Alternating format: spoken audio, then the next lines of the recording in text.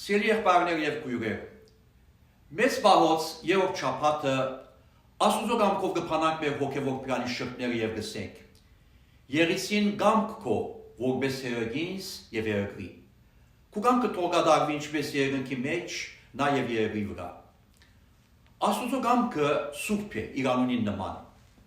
Անիկ աղբյուրն է կյանքի եւ բոլոր բարիքներուն երևելի թե աներևույթ։ Մարդ հարածը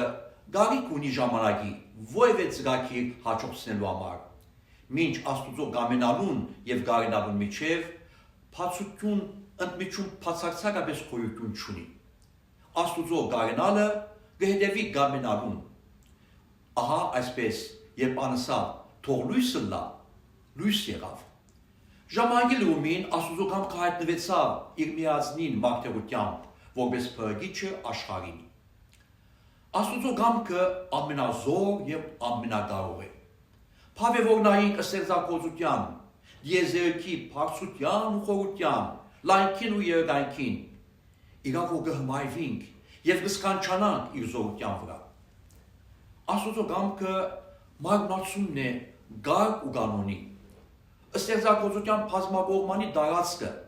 աննշան հյուրերեն, մինչև երկնային զանգվածային մարմիններու մեջ կտեսնենք օրենքի, ներքաշտակության եւ փոխկախվածության բացառիկ գործունեություն։ Այս հասկացությամբ երկյուղածորեն աղոթենք, ուսենք, քու կամքը թողադարվի,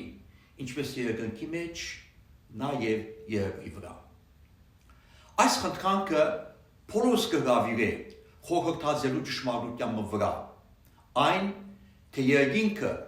Աստուծո քահը, ինչպես սկսեց Սամոս ասածը, եւ վշտակներու բնակարանը լալով մեկտեղ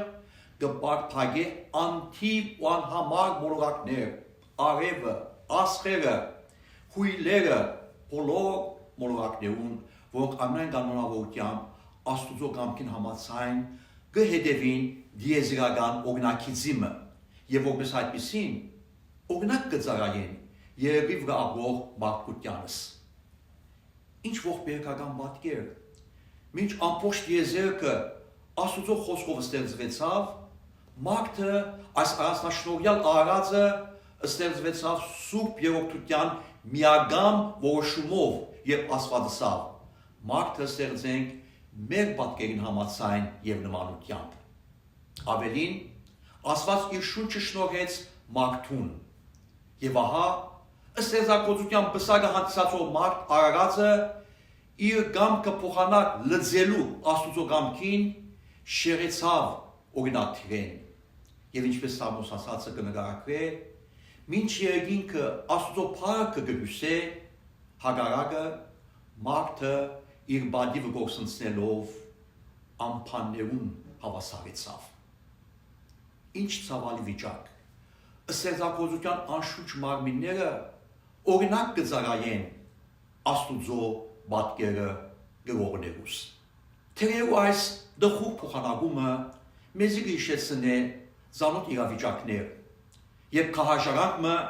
ցավոքտության պատճառով, անհնազանդության պատճառով զրկվի իր իրավունքեն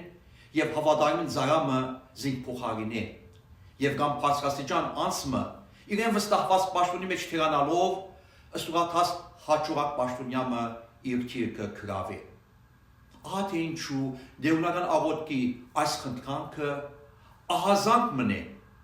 եւ հրավերմը թարնալու մեր իսկական կոչումին։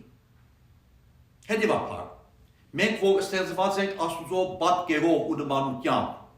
եւ վերստեղծված ենք երկնային քարմուկին սուրբ արյունով,